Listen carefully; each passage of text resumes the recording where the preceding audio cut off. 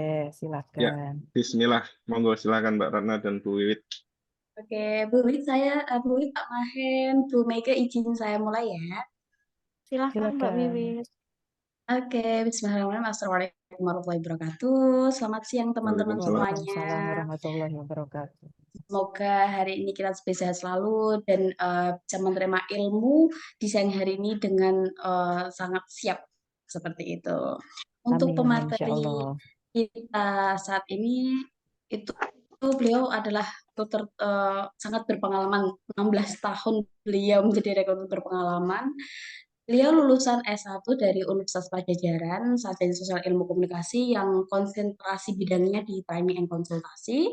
Lalu untuk magisternya beliau dari Prasetya Mulia Business School, Magister Manajemen, dan tesisnya itu tentang Business Model and Insurance, ya, Masya Allah. Untuk pengalamannya beliau udah sangat lama ya tentunya, dari tahun 2008. Ya mungkin kita ada yang masih SD, ada yang masih SMP. Beliau sudah berkarir sebagai headhunter atau rekrutmen konsultan. Lalu dari 2013 sampai 2016 beliau sebagai talent acquisition manager. Lalu di tahun 2016 sampai 2018 beliau sebagai country talent acquisition di Please Like Indonesia. Untuk selanjutnya Bu Wiwit juga sebagai content acquisition di PT Asuransi Jiwa Manulife Indonesia. Yang kita udah nggak asing lagi ya dengan asuransi Jiwa Manulife ini, dan sampai saat ini beliau sebagai training business partner di PT Asuransi Jiwa itu sendiri. Jadi ini udah tidak diragukan lagi ya, beliau udah berkelana 16 tahun sebagai expert recruiter. Beliau tentu punya sangat multitasking ya sebagai talent acquisition and recruitment, searching pool system, recruitment business discussion, planning and develop tentunya, sama video making and editing. Jadi kayak selain rekrutmen, beliau juga fokus juga ke video making and editing, keren banget, project management dan stakeholder management. Seperti itu. Jadi selain berkecimpung di dunia rekrutmen, beliau juga making dan editing video. Keren banget Bu Wiwit. Jadi bisa ngedit sendiri juga ya Bu Wiwit ya. Gitu. Oke. Terus ini Bu Wiwit, teman-teman juga mungkin udah sangat berantusias ya untuk acara webinar pada siang hari ini Happy Sukses Interview, karena mungkin saya banyak keluhan mungkin dari beberapa peserta yang ikut ini, ada teman-teman saya juga yang mungkin itu sebenarnya bisa, tapi ketika rekruter, ketika interview, kenapa kok jadi bingung, kenapa jadi pikuk, seperti itu Bu. Jadi karena aku tuh sebenarnya tuh bisa kayak gitu, tapi kenapa aku nggak bisa ketika interview? Bisa nggak sih kalau rekrutmen tanpa interview gitu? Sedangkan interview kan merupakan bagian dari rekrutmen kayak gitu. Jadi dari mereka sih ini apa ya, tema yang pas banget bagi mereka. Gimana caranya sih biar nggak gugup ketika interview? Gimana caranya sih biar lolos interview? Soalnya ada beberapa teman-teman yang emang psikotes lolos nih, tes bidang lolos nih, tapi pas waktu interview dia nggak lolos karena mungkin skill komunikasinya kurang atau tips and triknya kurang. Nah, inilah teman-teman kita hadirkan untuk kita semuanya, seorang pemateri yang sangat berpengalaman, Ibu Wiwit Tresnelingse. Kepada beliau kami persilahkan, silahkan Wiwit. Wah, terima kasih sekali Mbak Ratna. Saya sudah dikenalkan. Salam kenal teman-teman semuanya. Semoga Semangat teman-teman pagi semua Bu. semangat pagi. Semoga teman-teman semua semangatnya selalu pagi, gitu ya. Dan semoga juga waktu, tenaga, investasi yang sudah teman-teman luangkan untuk sore hari ini, kita bisa dapatkan manfaat yang sebesar-besarnya. Acara ini tuh manfaatnya bukan cuma untuk teman-teman, tapi untuk saya juga, ya. Karena katanya kan semakin banyak berbagi, maka ilmunya semakin nambah. Ya, saya pengen dengar juga cerita dari teman-teman, gitu ya. Karena teman-teman ini kan yang nantinya akan menghadapi interview ya, kalau nggak salah ya. Dan tentu itu harapannya, gitu ya. Apa nih permasalahan yang saat ini teman-teman sedang hadapi? Nanti kita bisa sampaikan dan kita bisa bicarakan sama-sama. Ya, tadi seperti sudah disampaikan oleh Mbak Ratna ya, gitu memang adalah beberapa eh, pengalaman saya ya, memang pengalaman saya lebih banyak di rekrutmen gitu ya. Selain juga kemudian sekarang saya sedang menjalani bisnis partnering. Nah, semoga apa yang saya sampaikan ini bisa diambil manfaat sebesar-besarnya begitu ya. Oke, Mbak Ratna, apakah kita memang sudah bisa lanjut nih ya, kita sharing ya materinya ya. Nah, Oke Bu, tapi saya kasih note satu lagi gimana Ibu? Biar boleh, buat boleh. reminder teman-teman tadi kan di Monggo. awal, Mm-mm. tadi kan di awal udah saya kasih announcement Ibu kalau ini Bu kalau Mm-mm. kita ada teman-teman yang aktif atau pertanyaan yang menarik itu nanti akan ada sesi Mm-mm. khusus Ya, private review CV sama beliau. Ya betul ya Ibu ya. Nah, jadi jangan lewatin ya teman-teman betul. dari awal sampai akhir. Oke, Betul. monggo silahkan Ibu. Betul sekali. Ya, betul sekali. Terima kasih Mbak Ratna sudah mengingatkan. Jadi teman-teman ya, supaya maksimal ya partisipate. Nah, kalau cuma nanti kita supaya waktunya efektif juga, kita akan berikan pembicaraannya. Kemudian kalau teman-teman itu ada pertanyaan, catat.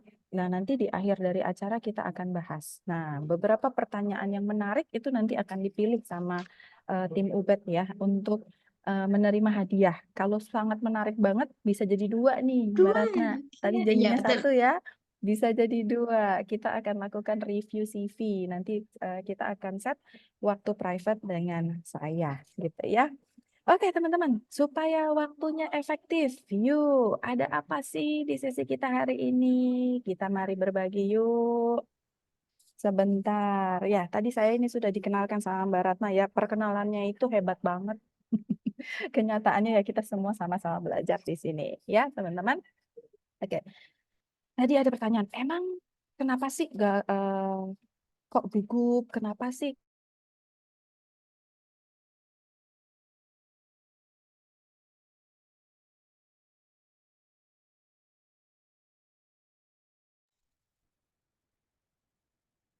Oke, sinyalnya lancar nggak ya ini?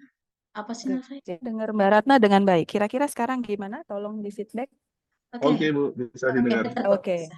mantap. Ya, terima kasih. Kita lanjutkan. Ya, semua yang kita rasakan ketika interview, apalagi pertama-tama gitu ya, deg-degannya gitu ya, itu sebenarnya ada risalahnya gitu ya. Terus kalau kita cari kerja gitu ya, kok rasanya nggak lanjut-lanjut, kok udah 3 bulan, 6 bulan, ini belum lanjut-lanjut, kira-kira apa penyebabnya? Karena ini teman-teman, teman-teman pernah tahu nggak? Mungkin di sini ada beberapa rekruter juga, ya nanti kita discuss ya. Sepanjang saya menjadi rekruter, ternyata ya, kalau kita interview 10 orang, 9-nya itu belum tentu masuk lolos tahap berikutnya. Apalagi kalau kita tarik mundur, ya dari 100 CV, dapat 10, kita udah bagus. Ya, itulah kerja kerasnya rekruter.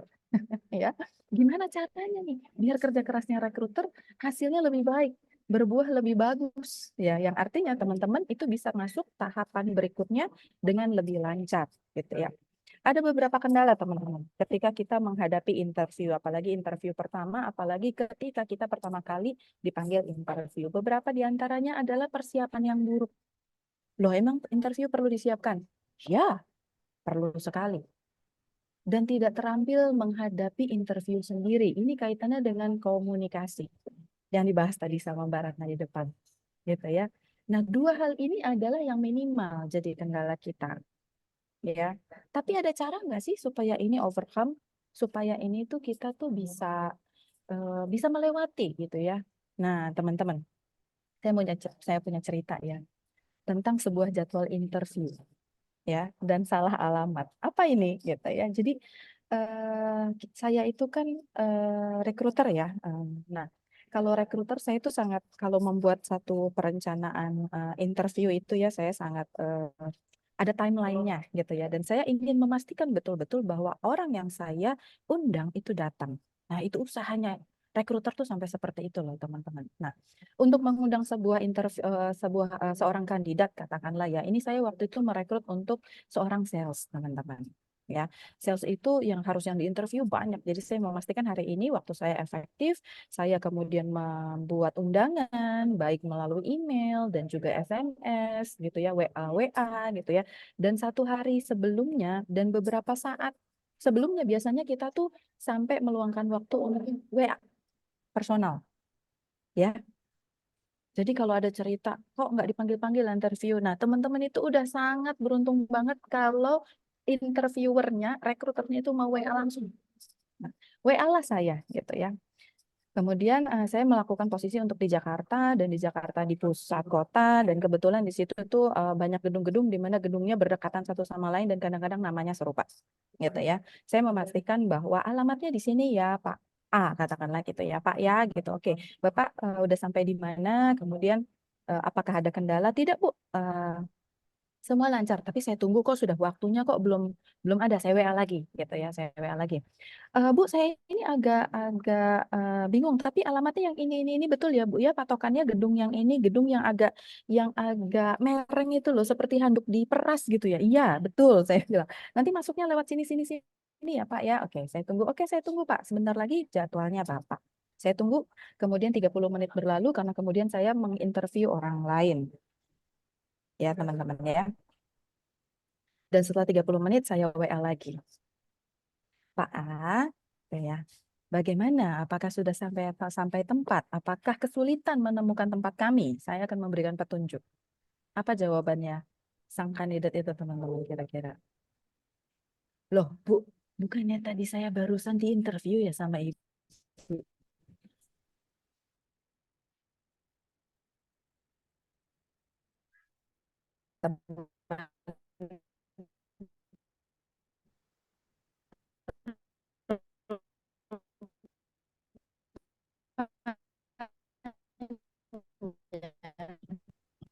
Suaranya hilang Bu Wiwit. Suaranya kurang jelas, Bu Wiwit. Ada gangguan sinyal sepertinya, Mbak, di Bu Iya, Wiwitnya ya. iya. Halo, Bu Wiwit. Dan yang saya nggak ngerti adalah sebenarnya kenapa dia bisa interview, nggak konfirmasi posisinya apa, dan yang menginterview di sana apakah sama, saya nggak ngerti. Ya, moral of the story, hari itu saya hilang ya, saya coba lagi. Apakah sudah lebih baik?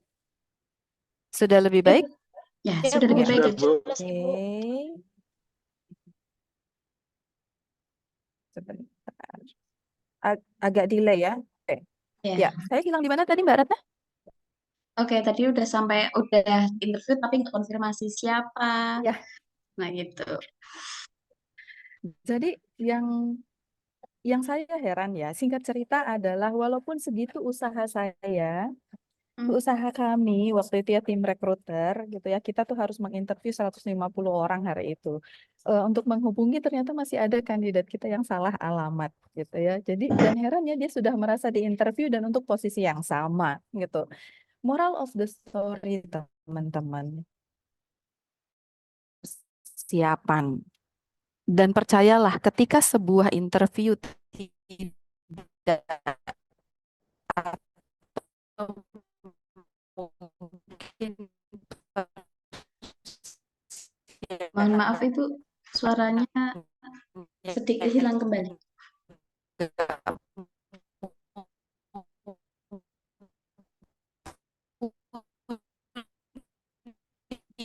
Halo, Bu Wiwit. Ibu Wit, suaranya Mohon maaf, hilang Bu. kembali.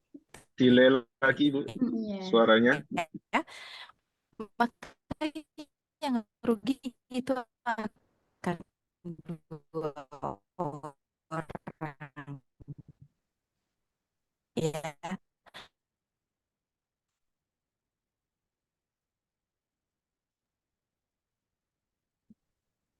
Oke. Halo, Bu Wiwit. Halo, Mungkin Ibu.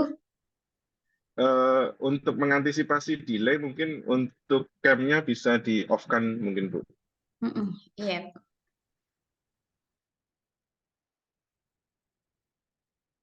Oke. Ini Mohon maaf ya, teman-teman. Ini sepertinya dari Bu Wiwit ada kendala sinyal.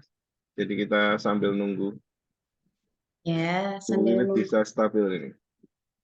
Mm. Ini Bu Wiwit sempat live ya Pak Mahen ya ini ya? Iya, Oke.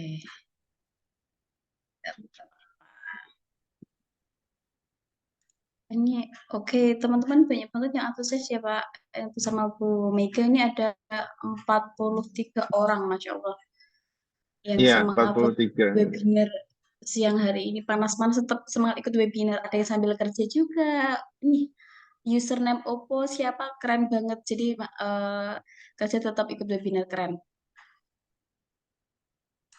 Terus yang lain off cam nggak apa-apa yang penting ilmunya sampai ya Bu Mega Pak Mahen ya. Ya Mbak Ratna. Tuh. Oke. Sembari nunggu ini Bu Mega mungkin lagi mencoba buat masuk. Atau ada yang mau sharing-sharing nih? Masuk saya keluar dulu ya. Maaf suara tidak kedengaran sama sekali. Maaf saya keluar dulu. Oke Pak Aris nggak apa nanti bisa gabung kembali. Ini Bu Mega mungkin lagi cari sinyal lebih bagus, cari tempat yang lebih bagus. Gitu ya Pak Aris ya. Atau mungkin ada dari Oh teman-teman ya, bisa Bu Wiwit nanti Mbak untuk materi Wiwit kita ya share Bu di Wiwit. sesi terakhir ya. Materi paparan dari Bu Wiwit, terus nanti juga rekaman dari Zoom meeting akan kita upload di kanal YouTube. Ya. Oke, buat teman-teman mungkin bisa discuss dulu atau ada pertanyaan-pertanyaan yang emang udah disimpan dari kemarin-kemarin bisa di-share, bisa lewat room chat atau bisa hands up. Oh ini Halo Bu Bu Wiwit. Mega, Halo, waduh, saya minta maaf Bu sekali Wiwit, ini. ya Bu Wiwit. Memang Jakarta beberapa saat terakhir itu internet luar biasa. Oke, kali Monggo ini bisa dilanjut Bu. sudah lebih baik ya. Monggo. Oke, Ya, semoga selalu lebih baik. Oke, teman-teman. Ya, saya mau melanjutkan. Dari cerita yang sangat singkat itu, dan begitu banyak lagi cerita-cerita lucu kalau kita jadi rekruter, gitu ya. Yang mau saya highlight adalah bahwa ketika sebuah interview itu tidak dipersiapkan, ada dua resikonya teman-teman. Bukan hanya pada teman-teman yang akan mungkin kehilangan satu kesempatan, gitu ya. Akan tetapi juga sebenarnya kita sebagai rekruter pun kehilangan ya investasi kita yang luar biasa hari itu, yaitu waktu. Ya, dan kesempatan untuk mendapatkan seorang kandidat yang memang mungkin bisa jadi kandidat yang potensial. Kan itu yang kita inginkan, bukan? Dari kegiatan rekrutmen yang kita lakukan. Nah, dari hal itu teman-teman, sebenarnya yang ada prinsipal yang ingin kita sampaikan di sini bahwa interview itu adalah sebuah proses dan ada tiga hal fundamental yang perlu teman-teman perhatikan. Yang pertama itu adalah proses dua arah, teman-teman. Dari cerita yang sederhana tadi, ya bahwa kita pun berproses sebagai rekruter, kemudian teman-teman pun berproses. Ya, prosesnya apa aja kalau dari teman-teman yang harus dilakukan? Nah, itu yang akan kita bahas hari ini. Kemudian interview adalah proses saling bertukar informasi. Jadi bukan kita aja nih yang ngetes gitu ya. Bukan kita aja yang menggali gitu, tapi teman-teman pun perlu menggali ya. Dan itu juga dalam kegiatan bertukar informasi itu bisa menjadi satu unjuk cara bahwa teman-teman tuh antusias terhadap posisi ini gitu. Dan itu adalah satu proses aktif saling memberikan impresi yang baik termasuk juga kami para rekruter. Karena kalau perusahaannya tidak direpresentasikan dengan baik, ada nggak yang mau kerja sama kita? Nggak ada ya. Nah sebaliknya, kalau teman-teman itu tidak memberikan kesan pertama yang menggoda, selanjutnya kira-kira bisa diduga ya. Nah, itu sebabnya teman-temannya kita ada di sini untuk tahu bagaimana caranya supaya kita bisa happy dan sukses ketika menjalani proses interview. Setidaknya ada 3 cara yang bisa kita lakukan dan saya itu menawarkan 3R namanya teman-teman ya. Yang pertama adalah research, rehearse, dan review. Ya, pada dasarnya research itu adalah teman-teman perlu melakukan riset. Ya, pelajari. Kalau kita mau interview, ada hal-hal yang perlu dipelajari. Kalau kita sudah punya apa nih indikasi yang perlu kita kuasai, kita perlu set strategi dan strategi itulah yang bisa kita rehearse. Kita latih. Loh, interview perlu berlatih, perlu banget teman-teman. Dan kalau kita sudah berlatih, kita menjadi punya kemampuan diri yang lebih, kita datang interview dengan kepercayaan diri yang lebih berbeda daripada yang sebelumnya, kita review lagi. Are we happy? dalam proses interview kita. Kalau belum, apalagi yang bisa kita perbaiki untuk di kemudian hari, dan proses ini bisa berulang, teman-teman. Riset lagi, kemudian berlatih lagi, dan review lagi setiap saat. Nah, teman-teman siap untuk tahu setiap tahapan ini seperti apa? Boleh ya, kita mulai yang Siap, Bu. pertama. Siap, sangat siap. Oke. Research, pada dasarnya melakukan riset. Nah, saya mau mengutip apa yang disampaikan seorang jenderal perang, Sun Tzu. Kalau teman-teman pernah baca namanya The Art of War. Ya, dia pernah bilang begini, teman-teman, kalau ada ratusan perang sekalipun saya nggak akan pernah takut kalau saya tahu musuh saya siapa.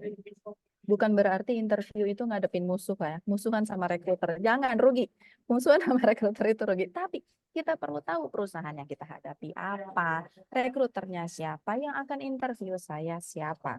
Sehingga kita bisa memadankan posisi kita, pengetahuan kita, cara kita menjawab dengan apa yang diperlukan. Bohong dong, Bu? Enggak.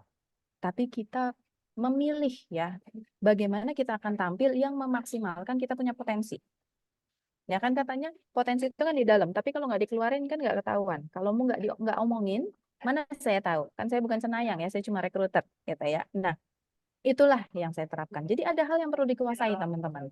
Yang pertama, tentang perusahaan itu. Ya, tadi saya ditanya sama Mbak Ratna.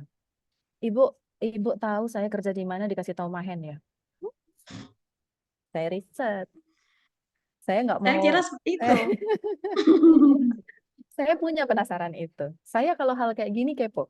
Nah, teman-teman kalau mau interview kepo lah di sini ya, tentang perusahaannya, profilnya perusahaannya apa, core bisnisnya apa. Saya tahu core bisnisnya Mbak Ratna itu fashion. Fashionnya kayak apa, bentuknya saya mau riset lagi gitu ya. Fashion, sampai saya tanya, kalau kerja di perusahaan fashion harus stylish nggak sih? Karena saya orangnya nggak stylish gitu ya. Harus kayak gimana sih gitu ya. Terus kemudian nilai budayanya apa? Nah, teman-teman, perusahaan Indonesia dengan perusahaan Indonesia aja private, maksudnya swasta, dengan BUMN itu berbeda. Kemudian perusahaan asing Asia dan perusahaan asing Amerika, bahkan perusahaan asing Eropa itu punya cara yang berbeda, punya value yang berbeda, ya, punya nilai yang berbeda, punya cara kerja yang berbeda. Ketahui itu, ya. Taunya dari mana? Nah, nanti kita pelajari gitu ya. Kemudian tentang pekerjaan itu sendiri. Kita itu mau interview untuk posisi apa? Administrasi apa? Nggak semua administrasi itu punya kualifikasi yang sama. Ya, siapa di antara sini ya, nggak perlu jawab sekarang, tapi boleh ya merenung dalam hati yang kalau interview hajar belah. Perusahaan apa saya aja lupa. Yang penting interview dulu lah gitu ya. Kemarin waktu apply itu nggak dicatat tuh gitu ya. Hajar play aja dulu gitu ya. Kalau ada teman-teman yang kayak gini, tobat ya, mulai hari ini tobat. Jangan kayak gitu gitu ya. Pelajari perusahaannya apa, keterampilan apa yang dibutuhkan, tipe kekaryawannya kayak apa. Ya, yang tadi cuma salah alamat. Kalau saya salah melamar gimana? Ya saya nggak tahu, orang ini saya mau karyawan tetap kok. Saya diterimanya karyawan kontrak terus habis itu ngomel, jangan. Kalau saya dulu waktu muda kebalik, karyawan tetap ya, ntar dulu deh gitu. Karena saya punya aspirasi yang berbeda. Saya punya aspirasi yang berbeda. Ya, ketahui, pelajari. Ya kita nggak bisa maju medan perang kalau kita nggak tahu apa-apa. Dan juga tentang interview itu sendiri, alamatnya di mana, gedungnya apa, patokannya apa, jalan masuknya di mana, metodenya interview ketemu muka atau online. Ada nggak yang salah? Ada, teman-teman. Saya tiba-tiba ya didatangi orang, padahal saya merasa nggak punya jadwal hari itu. Saya merasanya punya jadwal interview online. Saya nggak pesen ruangan, saya ribet lah gitu ya. Teman-teman juga kurang maksimal akhirnya. Terus ada yang kebalik, ini lebih parah lagi. Harusnya ketemu muka lah ya, dia kok nungguin online gitu ya. Ada nggak? Ada. Ya, kalau bisa nama pewawancaranya kita tahu, jawabannya apa. Ya, sehingga kita nanti nggak salah menyapa berapa. Saya ini punya nama yang seringkali saya dipanggil Bapak. Ya, Pak Wiwit gitu ya. Kalau saya nggak apa-apa, tapi kan nggak semua orang itu suka. Ada yang namanya Julie, tahu-taunya bapak-bapak. Nah, salah manggil nggak enak ya, gitu ya. Apalagi memang nama itu adalah hal yang paling senang untuk kita dengar sendiri, gitu teman-teman. Ya, semua hal itu bisa diketahui di mana, gitu ya. Nah, ini saya kasih ringkasannya, teman-teman. Saya mau yang kualifikasi informasi yang paling kiri atas ya, kanan atas ya, Glassdoor. Teman-teman ada yang pernah dengar nggak kata Glassdoor? Tapi ini untuk teman-teman yang memang tertarik di perusahaan asing rata-rata ya. Glassdoor ini serupa apa ya?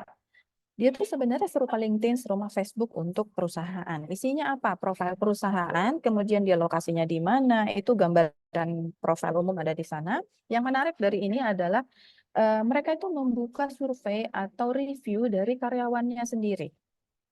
Jadi kita bisa mereview bukan karyawannya sendiri. Jadi sebenarnya orang itu mereview perusahaan berdasarkan keterikatan dia dengan si perusahaan. Jadi ada juga karyawan-karyawan yang memberikan review terhadap perusahaannya sendiri. Apakah perusahaannya itu tempat yang menyenangkan untuk bekerja? Apakah di perusahaan itu dia merasa kekeluargaan? Apakah di perusahaan itu mungkin yang penting itu tugas itu selesai, tapi memang agak panjang waktu kerjanya. Kita harus siap gitu ya. Kita harus semangat gitu. Dan mungkin long hour kita harus punya tenaga yang besar. Nah, Glassdoor ini memberikan kira-kira gitu ya. Ini kalau saya kerja di situ, saya senang atau enggak? Nah, itu. Kemudian kalau Google ya bisa Google typing tadi seperti yang saya lakukan gitu ya. Nama perusahaannya apa, profilnya apa dia punya website perusahaan. Itu juga salah satu sumber kita bisa cari di situ. Dan biasanya nanti kalau perusahaan itu ada lini bisnis utama, itu adalah core bisnisnya. Karena seperti saya bilang tadi teman-teman, administrasi untuk perusahaan farmaseutical, obat-obatan dengan perusahaan manufaktur atau pabrik pembuat gelas misalnya ya, kaca gitu itu beda. Dengan bank itu beda, dengan asuransi itu beda, dengan apa lagi perusahaan penjualan itu beda teman-teman ya. Jadi teman-teman ketahui dulu itu perusahaan apa sehingga teman-teman bisa gali lagi informasi apa yang diperlukan. Kemudian zaman sekarang LinkedIn ini masih laku lah ya, ada beberapa website lainnya yang ada promonya mulai meninggalkan LinkedIn karena LinkedIn mahal untuk rekruter. Kalau untuk kita pengguna masih banyak gunanya di situ. Ada perusahaan-perusahaan. Nah, kalau teman-teman tahu nih, diundang oleh Mbak Ratna dari perusahaan A ya. Saya ketik tuh di LinkedIn. Tampillah profilnya. Ya, ada fotonya. Oh, Mbaknya Ayu. Oh, saya bisa panggil apa nih? Ibu, Mbak, gitu, atau apa gitu. Oh, dia posisinya HRD gitu ya. Kali ini berarti saya akan ketemu dengan Pak HRD. Atau next setelahnya. Oh, kali ini saya ketemu dengan kepala bagian. Berarti kira-kira apa nih yang akan dia tanyakan kepada saya. Nah, banyak lagi teman-teman. Kalau teman-teman bisa menyebutkan sumber yang lain dan ingin tahu tentang apa itu, ya boleh juga nanti dikomunikasikan, dikonsultasikan dengan saya atau mungkin teman-teman sekitar gitu ya. Nah, lebih dari ini pun biasanya kalau saya udah tahu nama perusahaannya dan ketemu siapa, saya bisa tanya sama salah seorang mungkin yang saya tahu bekerja di sana. Ya, jadi mapanin gitu loh. Kira-kira kita cocok nggak kerja di situ gitu. Kira-kira apa yang bisa saya harapkan? Apakah harapan saya ketinggian atau mungkin kalau saya mau bekerja seperti itu, apa yang perlu saya persiapkan, baik mental ataupun ya pengetahuan ya. Nah, kalau teman-teman itu sudah menguasai semuanya, kita bisa mulai pada tahap berikutnya. Nah, ini rehearse teman-teman. Nah, rehearse itu ada tahapannya lagi teman-teman. Ada lagi yang teman-teman harus kuasain, ya. Hal pertama, kalau teman-teman udah tahu ya, hal ihwal tentang perusahaan itu, teman-teman juga bisa lakukan. Ini sebenarnya mirip dengan riset ya. Jenis-jenis pertanyaan interview. Nah, kalau tadi udah ketahui juga kan ya, saya mau administrasi, tapi administrasinya kamar dagang. Saya mau administrasi, tapi administrasi gudang.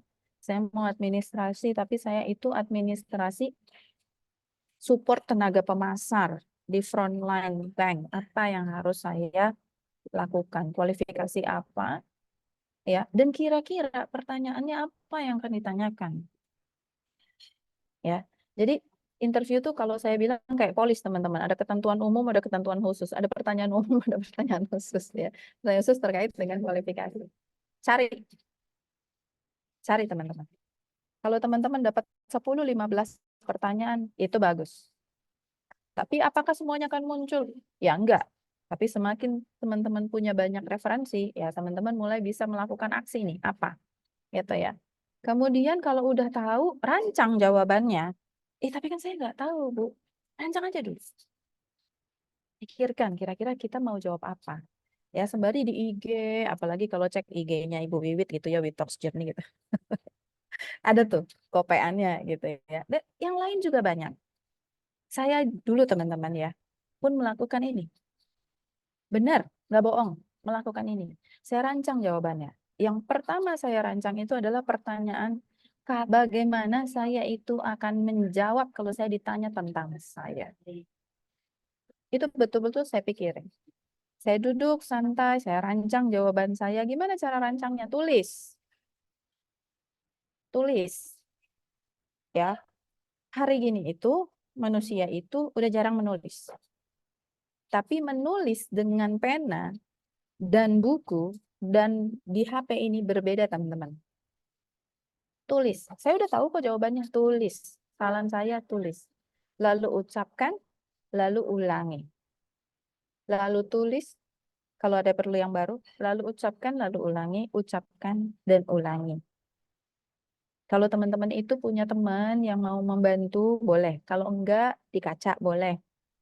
Tapi lebih baik kalau resiprokal sama teman. Gitu ya. Dia boleh kasih feedback, boleh juga enggak. Yang penting saya mau ngomong begini nih kira-kira udah lancar loh. Kenapa sih harus gitu? Ya, nanti kita akan ketahui detailnya. Nah, kita masuk ke pertanyaan umum, teman-teman. Oke, apa aja sih beberapa pertanyaan yang biasanya muncul?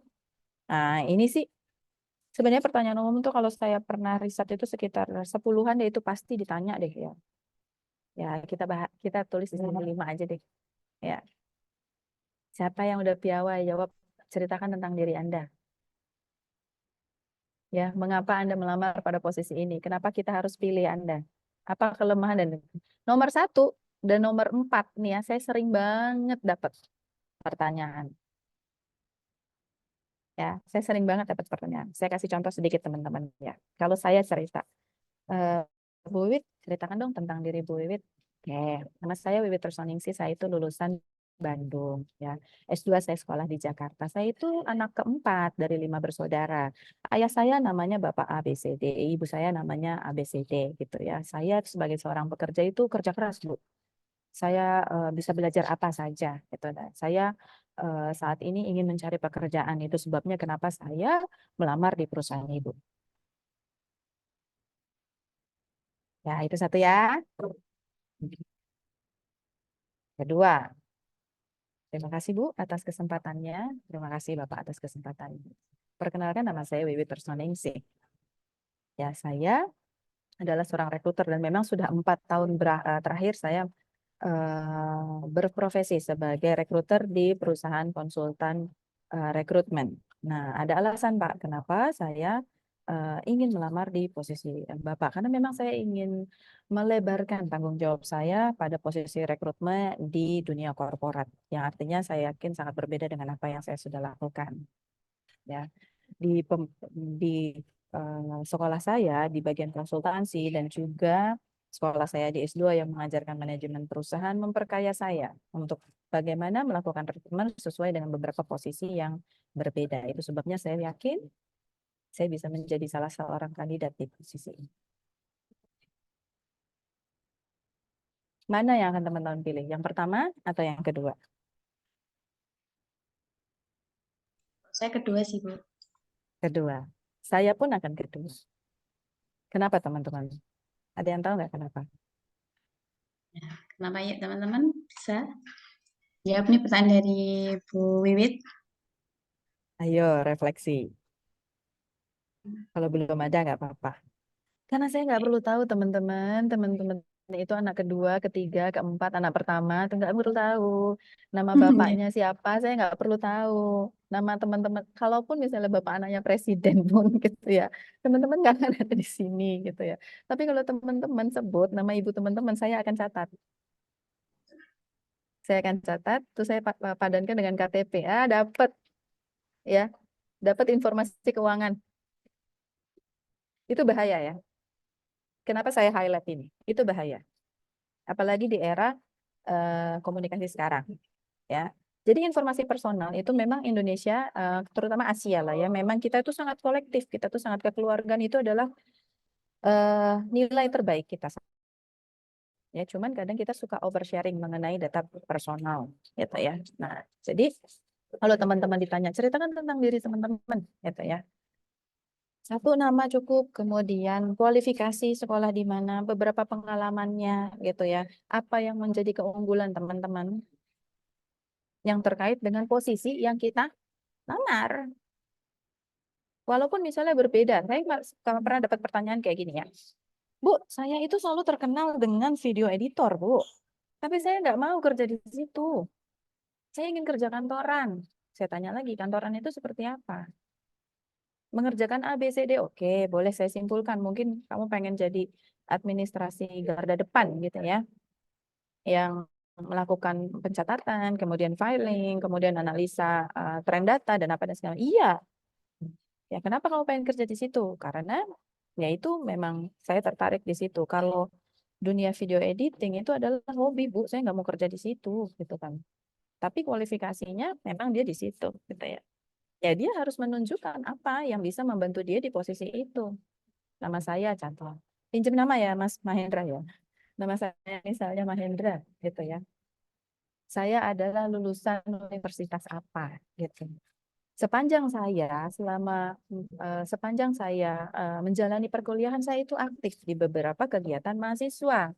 Dan beberapa fungsi saya di situ terutama adalah sekretaris dan bendahara. Dan saya juga membantu ketua untuk biasanya mengkoordinasi beberapa event dan melakukan pencatatan pasca event. Ya, saya mampu mengoperasikan 1, 2, 3. Itu sebabnya saya yakin saya bisa menjadi administrasi ini. Contoh, ya. Nanti kalau ditanya apalagi skillnya ya mungkin bisa video editing, bisa apa, itu bisa jadi tambahan. Gitu ya teman-teman ya. Nah, ini ada beberapa pertanyaan, boleh nanti teman-teman mau kita bahas pertanyaan yang mana, terus kalau misalnya ada pertanyaan interview lagi yang mau ditanyakan di akhir sesi nanti kita lanjutkan ya. Nah, kita kembali ke materi. Nah, ini misalnya beberapa pertanyaannya. Saya dapat 10, 15. Ini yang saya lakukan. Ya. Karena ini menulis teman-teman. Bahkan saya menulis sebelum saya tahu ada teori ini. Jadi menulis itu mengingat. Jadi menulis itu ketika kita melakukan kegiatan mencari, kemudian menulis, kemudian itu menggantungkan memori di otak dari segi sense dan juga fisik. Nah ini nanti akan ada kaitannya dengan kegiatan berikutnya. Jadi minimal itu sudah ada beberapa kegiatan nih. Ketika saya mencoba mencari, kemudian menulis. Udah mencari aja udah mikir, kemudian dapat pikirannya, terus kita susun, kita tulis. Itu udah 3 kegiatannya. Berarti kita udah 3 kali sebenarnya mengulang. Ini seperti afirmasi. Ini seperti afirmasi. Saat ini pun ketika saya akan menginterview posisi yang sulit yang saya belum pernah lakukan, saya akan riset. Dan saya masih melakukan ini. Pertanyaan apa? Saya kan browsing nih, pertanyaan 1, 2, 3. Saya tulis lagi, mulai dari pertanyaannya, kemudian saya kasih ruang, jawaban saya apa. Pertanyaannya apa, jawabannya apa, pertanyaannya apa, jawabannya apa. Begitu, sampai misalnya katakanlah 15 pertanyaan. Oke, sudah saya baca. Itu udah berapa kegiatan? 4. Saya baca, saya ucapkan. Tidak semudah itu saya akan menyampaikan nama saya Wiwit. Saya adalah rekruter 16 tahun. Saya sudah biasa membantu beberapa perusahaan ABCD itu saya menyampaikan kalimat memperkenalkan diri, percayalah teman-teman saya berlatih. Untuk satu sesi berbeda, sesi yang lain berbeda, untuk acara apa berbeda. Ya. Jadi saya harus dibilang anchor ya kalau orang NLP, Neuro Programming Linguistic gitu ya, di anchor. Nah, itu di anchor itu dicantolin itu di otak itu ya dengan mata, dengan kinestetik namanya memori ya. Gitu, fisik. Kemudian teman-teman baca, ulangi. Ya. Kenapa mesti diulangi? Karena ketika satu gerakan, satu frase, dan satu kalimat itu diucapkan berulang kali, apalagi ada proses sebelumnya, akan ada yang namanya long term muscle memory. Teman-teman, ini teori-teori olahraga memang, tapi percayalah itu berlaku untuk semua hal yang berkaitan dengan otot. Lah, memang saya kan mau interview, apa urusannya Bu sama otot? Teman-teman ngomong pakai apa? Mulut. Mulut. Mulut itu ada ratusan otot di sini. Dan ini menerima sensori dari sini. Ya. Dan ini adalah keterampilan. Ini adalah salah satu intelektual. Nah, kalau teman-teman merasa intelektual linguistiknya perlu dibangun, perlu sekali melakukan ini. Bahkan seorang yang sangat linguistik sekalipun, ya kemampuan bicaranya baik gitu ya. Ketika kita akan membuat satu hal yang terstruktur, gitu ya. Ini adalah tips yang paling gampang lah, gitu ya. Tapi diperlukan kerajinan, diligent, ya diperlukan ketekunan. Jadi long term muscle memory. Jadi ada beberapa pertanyaan, bayangkan kalau ditanya ini, oh saya udah tahu jawabannya. Ditanya ini, oh saya bisa jawabannya. Ditanya ini, saya bisa jawabannya. Itu sebabnya kenapa tadi saya mau jawab itu ya, kenapa saya ngomongnya yang lain ya. Ya ada anchor yang program itu kan A harusnya sama A, B sama harusnya B. Nah, karena terlalu banyak ide di sini, ini kita tuh belum padan-padanin gitu loh. Nah, berarti saya merekayasa dong gitu ya, jawaban-jawaban saya merekayasa dong interview saya gitu ya. Apakah saya tidak berbuat hal yang jujur dengan hal itu, teman-teman? Tentunya ketika teman-teman merancang jawaban teman-teman itu adalah jawaban-jawaban yang memang merepresentasikan, bukan hal-hal yang apa ya, yang bukan diri teman-teman. Jangan menyampaikan pengalaman yang memang teman-teman nggak punya. Jangan menyampaikan satu hal tentang diri yang memang bukan teman-teman di situ, gitu loh. Ngakunya sekolah di mana, ya? Padahal enggak, ya enggak gitu, ya bukan itu esensinya. Tapi bayangkannya begini, kalau misalnya teman-teman itu punya banyak baju, ya, tentunya hari ini mau kemana teman-teman milih nggak bajunya? Milih. Itu kan salah satu bagian dari diri teman-teman kan? Ya, ketika teman-teman itu pakai piyama, bukan berarti teman-teman itu tidak menjadi diri teman-teman. Tapi pantas nggak kalau interview pakai piyama? Tentu tidak. Enggak, tentu tidak. Iya. Teman-teman itu punya banyak intelektual, tapi saya mau cari seorang administrasi yang berarti bisa menggunakan program komputer. Datang ke saya, hadir sebagai kualifikasinya adalah guru olahraga. Sulit saya untuk di mana dia bisa menggunakan Excel, karena dia nggak cerita tuh kalau datanya anak-anak tuh progresnya tuh harus dibikin Excel-nya, terus dilaporkan, terus dia pakai pivot, dia VLOOKUP dan apa dan segala macam. Ya, sulit. Kembali ya, rekruter itu belajarnya interview bukan belajar senayang gitu ya. Nah, jadi teman-teman saran saya tulis, kemudian ya cari, tulis, ucapkan, ulang. Nah, itu adalah yang biasanya saya lakukan. Nah, ini sebenarnya tadi kita udah bahas ya. Salah satu contohnya. Tadi ada beberapa pertanyaan, monggo teman-teman sampaikan mana yang akan kita bahas nanti di akhir. Nah, kemudian kalau teman-teman sudah yakin, percayalah, kalau teman-teman melakukan itu semua, teman-teman akan muncul percaya dirinya. Kok saya jadi pede ya? Kok deg-degannya berkurang? Nah, teman-teman kemudian datang ke dalam sebuah sesi interview, gitu ya. Nah, kalau teman-teman sudah datang ke dalam sesi interview, teman-teman itu bisa melakukan review. Nah, ini sebenarnya adalah satu hal memberikan feedback kepada diri kita sendiri. Kita happy nggak nih? Dalam interview tadi, masih nggak ada penampilan saya udah sesuai belum? Ternyata ya itu perusahaan ya, keren banget. Dia itu ada policy everyday jeans gitu. Berarti nanti di sesi berikutnya saya boleh loh ternyata pakai jeans. Hari ini saya overdress, tapi nggak apa-apa. Next saya akan pakai pakaian yang smart casual. Itu contoh bagus. ternyata dia nggak tahu kalau perusahaannya itu sangat-sangat formal. Ya dia datang mbak rapi sih, tapi pakai kemejanya itu kurang rapi. Misalnya dia diminta untuk pakai jas, dia nggak pakai jas, dia cuma pakai kemeja putih gitu ya. Agak berbeda. Nah kalau kami di perusahaan multinasional biasanya memang apa pakaiannya itu kayak di perusahaan saya itu everyday jeans bisa. Nah tapi waktu saya jadi konsultan teman-teman, lipstick itu jadi kewajiban. Ya, lipstick itu jadi kewajiban. Kita perempuan-perempuan lipstick itu jadi kewajiban. Nggak boleh tuh masuk kerja gitu ya, nggak pakai lipstick. Ya, karena memang harus rapi. Karena memang kita harus siap ketemu dengan klien kapan saja. Kemudian tadi saya cara jawabnya udah oke sih, tapi ada yang bisa saya perbaiki. Saya senyum nggak ya tadi? Kayaknya saya tegang banget gitu ya. Saya senyum nggak ya? Nah, senyum ini bisa berlatih. Ya, teman-teman mungkin nggak percaya nggak ya? Saya itu default mukanya itu judes. Ya, jadi saya berlatih. Pas saya lagi kerja dia, wait, judes.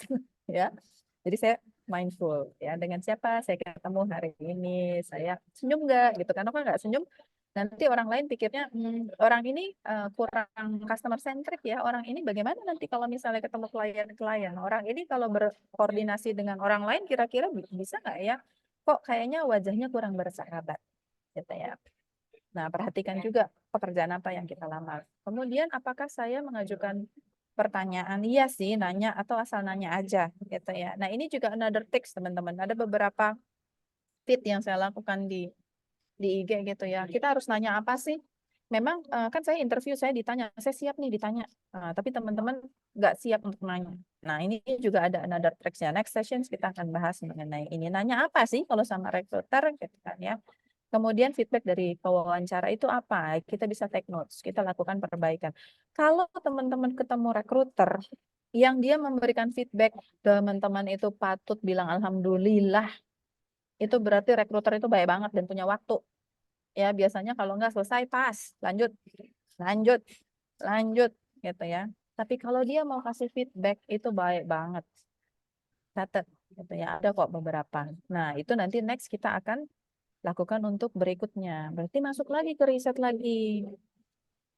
Tadi cara jawab saya masih kurang tepat. Saya next mau jawabnya kayak gini caranya. Saya yakin besok nih pertanyaannya lebih taktikal, lebih khusus. Kira-kira apa nih saya mau jawab? Ya teman-teman, itu mengaktifkan kita punya struktur cara mengucapkan sesuatu. So, teman-teman, ya, itu adalah beberapa tips yang memang teman-teman bisa gunakan lah ya. Nah, kalau mau yang lain ya bisa temuin saya. Di sini saya itu welcome banget juga untuk teman-teman itu lakukan kirim email lah ya. Kalau misalnya WA juga bisa, cuman kalau WA itu saya 24 jam, cuman saya jawabnya kalau saya melek sih ya biasanya gitu ya. Karena teleponnya nggak bisa jawab sendiri gitu. Atau di IG saya DM juga boleh. Nah, saya sebenarnya udah hampir sampai di akhir dari bincang-bincang kita ya. Sebelum kita masuk tanya jawab. Jadi saya harap teman-teman itu saatnya sekarang aksi ya. Antusias teman-teman. Kalau ada hal teman-teman boleh kepo, saya orangnya nggak kepo. Tapi kalau boleh kepo ya, galilah informasi yang selengkap-lengkapnya kalau teman-teman itu mau menghadapi interview. Bahkan sejak sebenarnya teman-teman saya udah mulai masuk industri nih. Saya mau kerja apa?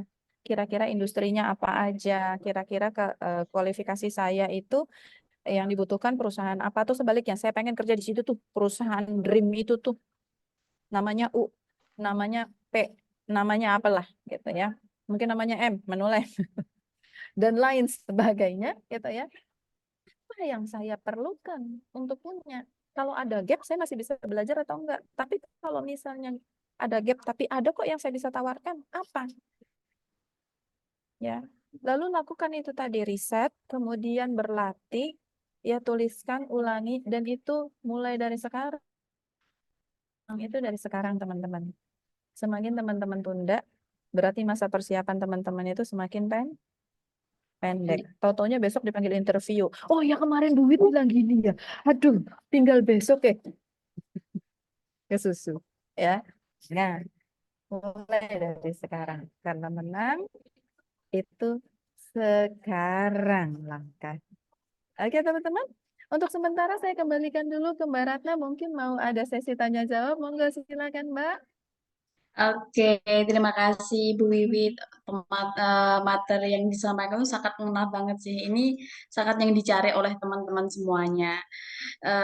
Ini kan tadi terakhir ada quotes nih, saatnya aksi. Jadilah antusias menggali informasi lengkap dan berlatih. Menang dimulai dari langkah yang diambil sekarang. Ya, sekarang tuh dimulai dari apa sih? Ya, sekarang teman-teman. Mumpung ini ada pemateri, mumpung ini ada ahlinya, mulai sekarang mungkin ada teman-teman yang udah dipanggil rekrutmen ya, buat interview ya. Nah, ini sekarang mulai tanya apa sih yang teman-teman penasaran, apa sih tips untuk sukses untuk interview. Dan mungkin dari beliau apa aja sih kira-kira pertanyaan yang selain ditampilin tadi yang kira-kira akan ditanyain oleh para HR. Nah, boleh dari sekarang bisa raise hand atau bisa di kolom chat. Oke? Boleh yuk, monggo teman-teman. Boleh, silakan. Bisa open cam. Dengan siapa ini? Oh ya, boleh juga ya sebutkan namanya, biar kita juga semangat Iya. untuk tahu. Oke, dengan siapa? Bisa di open cam dan ajukan pertanyaan. Boleh? Tadi, oke. Ini dari di kolom chat ya, Bu Wiwit ya. Monggo, Ini ada Mas sebentar. Ari Pramana Saputra. Ini mau ngomong langsung atau saya baca ini nih? Mas Ari Pramana Saputra, boleh ke open cam? Gimana Mas Ari? Oke, saya bacakan saja. Oke, saya bacain ya Mas Ari ya. Dari Mas Ari Pramana Saputra, izin bertanya Ibu, apakah bertanya pada HRD proses interview seperti apa sebelum melakukan interview? Apakah boleh dilakukan? Karena biasanya para HR ada beberapa tips yang menjelaskan alur rekrutmen dari sebelum interview. Jadi, apakah sih boleh nggak sih minta proses rekrutmen di perusahaan itu bagaimana boleh apa enggak? Soalnya ada beberapa HR yang emang nggak jelasin prosesnya itu seperti apa dan goals-nya itu bagaimana, ketema anggotnya bagaimana. Seperti itu, Bu. Boleh satu dulu jawab langsung nih, Bu Wiwit, monggo. Oke, Bu Wiwit left ya. Oke, betul seperti itu, Mas Ari Permana yang dimaksud. Jadi kadang para HR itu tidak menyebutkan gimana sih proses rekrutmennya mulai dari apa dan selesainya bagaimana. Jadi boleh nggak sih seorang yang interview itu bertanya bagaimana proses rekrutmen di perusahaan tersebut. Begitu ya, Mas Ari Permana ya. Oke. Selanjutnya ini baru ada 2 orang ya, sembari menunggu Bu Wiwit masuk kembali. Ini ada satu pertanyaan lagi nih dari Mas Zuri. Mungkin ada satu lagi teman-teman bisa dipersiapkan pertanyaannya bagaimana. Untuk Mas Zuhri ini, selamat sore Bu Wiwit dan teman-teman semua. Perkenalkan saya Zuri mau menanyakan, apakah CV kita akan dipertimbangkan lagi oleh rekruter di perusahaan yang sama di mana sebelumnya kita gagal dan pada tahap interview user atau pada saat tes MCO. Maaf Bu, kameranya lagi bermasalah, terima kasih. It's okay Mas Zuri, nggak apa-apa. Nanti akan saya sampaikan ke Bu Wiwit. Oke teman-teman, ada lagi yang mungkin bertanya, mumpung ada nih sesi pertanyaan dan ketika ada teman-teman yang pertanyaan menarik, pasti nanti CV-nya akan direview langsung oleh beliau. Jadi ada room khusus nanti sama beliau akan direview untuk CV-nya kayak gitu. Semangat Oke. pagi, saya itu betul-betul minta maaf ya, ini luar biasa tantangannya kali ini ya teman-teman. Saya ganti device, izin ya. Oke, Ibu. Ini Aduh, bener-bener nih, semoga dimaafkan. Yuk, tadi saya sempat dengar ya pertanyaan yang pertama tadi ya, betul mengenai Ibu. alur proses interview. Nanti Mbak Ratna mungkin saya dibantu ada beberapa pertanyaan lainnya. Kalau mau disampaikan nanti saya bisa jawab satu-satu. Nanti dipilih juga ya yang nanti akan mendapatkan sesi khusus dengan saya. Siap Bu Wiwit. Oke, ya. Tadi pertanyaan dari siapa Mbak? Lupa saya, mohon maaf. Oke, dari Mas Ari Pramana Saputra ya, Bu? Ari Pramana Saputra ya, Mas Ari, kalau boleh saya jelaskan. Memang penting untuk kita untuk tahu proses interview itu berapa lama, berapa tahapan, kemudian apa proses rekrutmen selanjutnya. Karena interview itu hanya sebenarnya salah satu saja dari tahapan. Kapan itu bisa ditanyakan? Biasanya begini. Kalau saya akan menjelaskan tahapan itu di belakang. Setelah kita interview gitu ya, biasanya kan kita penjajakan, Anda mengerti nggak posisinya, kira-kira dapat lowongan interview dapat informasi dari mana dan apa dan segala macam, dan apakah kita udah siap untuk satu proses interview. Kita melakukan interview, kemudian kita akan feedback dan kita akan menjelaskan. Saya biasanya akan menjelaskan, Pak, Bu, selanjutnya kita akan mempunyai beberapa proses ini. Mohon ditunggu, kita akan memberikan respon dalam berapa lama. Dan kalau Bapak Ibu terpilih, Mas, selanjutnya akan ada beberapa posisi lagi, ada tahapan lagi, gitu ya. Nah, kalau teman-teman tidak mendapatkan hal itu, tanyalah di akhir sesi. Triksnya sebenarnya ini adalah salah satu pertanyaan yang halal banget untuk ditanyain ketika rekruter itu tanya. Ada yang mau ditanyakan, Bapak, Ibu, Mas, Mbak? Ya, ini paling banget gitu, paling oke banget sebenarnya. Dan memang kita perlu tahu, itu adalah pertanyaan yang jujur, bukan cuma untuk memberikan impresi, tapi kalau kita nanya, artinya kita serius dalam proses ini. Jadi tanyakan, Bapak Ibu kalau boleh saya tahu gitu ya, akan ada beberapa tahap dalam proses rekrutmen kali ini Bapak Ibu, dan apakah saya akan perlu mempersiapkan beberapa tahap interview lainnya. Rekruter akan dengan senang hati memberikan informasi. Gitu. Semoga menjawab ya, Mas Arik. Oke, semoga menjawab ya Mas Arya. Jadi nggak usah takut-takut, pasti banyak banget HR di sesi akhir akhir itu menyediakan ya Bu ya. Iya, Benar apakah ada pertanyaan? Nah, momen itulah yang betul, digunakan ketika betul, Mas Ari ingin bertanya hal tersebut. Gitu ya betul Mas sekali, Arya. betul sekali. Oke, boleh. Jadi boleh Mas Ari nanti ketika interview ditanyain aja. Kita lanjut lagi ya Bu Wiwit ya. Monggo, silakan. Oke, untuk Beberapa. pertanyaan selanjutnya dari Mas Zuhri. Selamat sore Ibu Wiwi dan teman-teman semua. Perkenalkan saya Zuhri mau menanyakan apakah CV kita akan dipertimbangkan lagi oleh rekruter di perusahaan yang sama di mana sebelumnya kita gagal pada tahap interview user atau pada saat tes MCU. Kayak gitu Bu. Jadi kayak kita melakukan apply di perusahaan yang sama padahal sebelumnya gagal cuma proses interview atau Ya. MCU. Habis itu dipertimbangkan lagi nggak sih Bu? Gitu. Mangga Ibu, boleh dari Bu Wiwi selaku rekruter menjawab pertanyaan dari Mas Zahri. Oke, baik. Saya coba refresh ulang ya pertanyaannya. Oke. Jadi apakah kalau kita pernah, mungkin kita itu, sebentar ini kemana saya punya video. Apakah kalau misalnya kita itu melakukan proses interview, apakah kalau kita melakukan proses interview, kita itu akan CV-nya akan dipertimbangkan kembali, gitu ya?